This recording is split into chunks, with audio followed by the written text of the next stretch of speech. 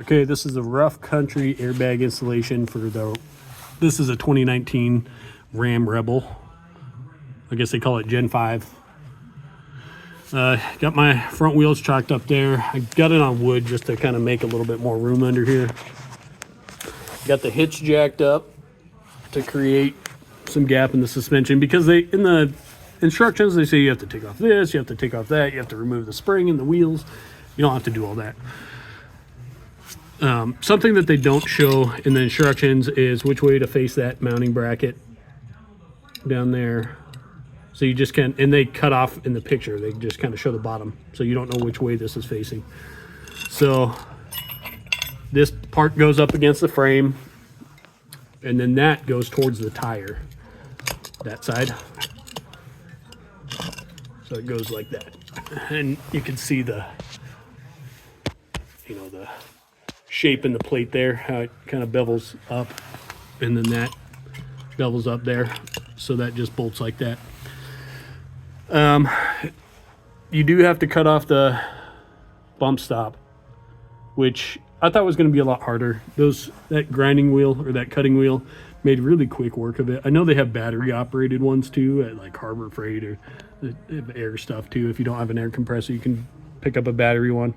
I wouldn't really use the Sawzall because you have, a ton of stuff in here, unless you get a really short blade.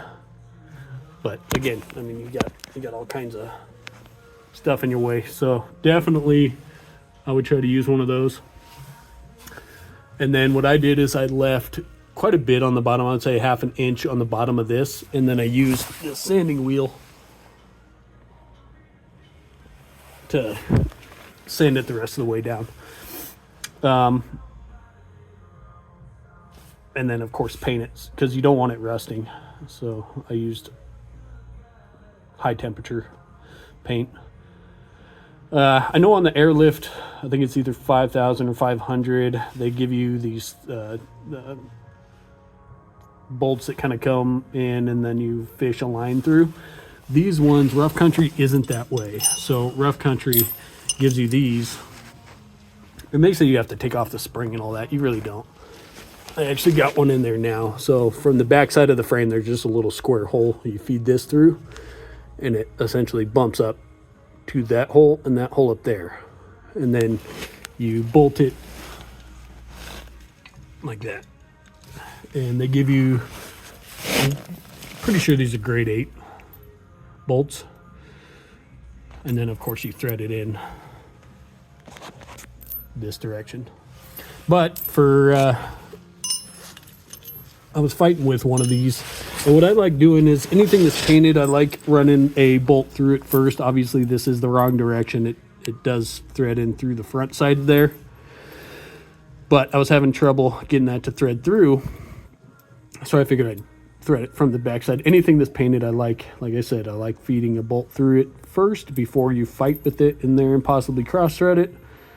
And this one I'm fighting with, it went in real easy on that side, and I'm fighting with it because Rough Country did a really crappy job of welding those nuts on there. You see that gap at the bottom? I'm hitting the top there.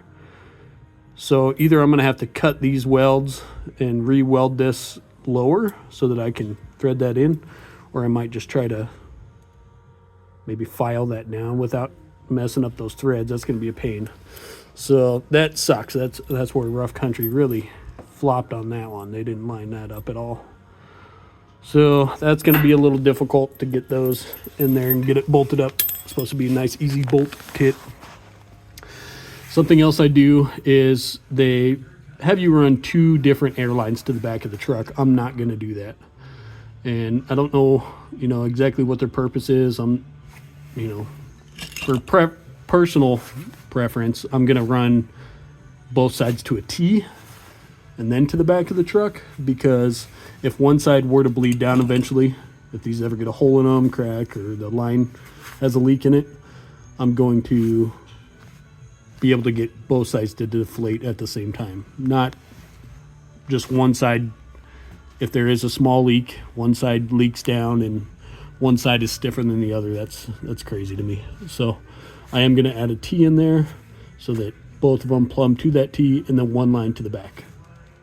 So if I do have a leak, you know, essentially it bleeds down at the same time. So yeah, that's kind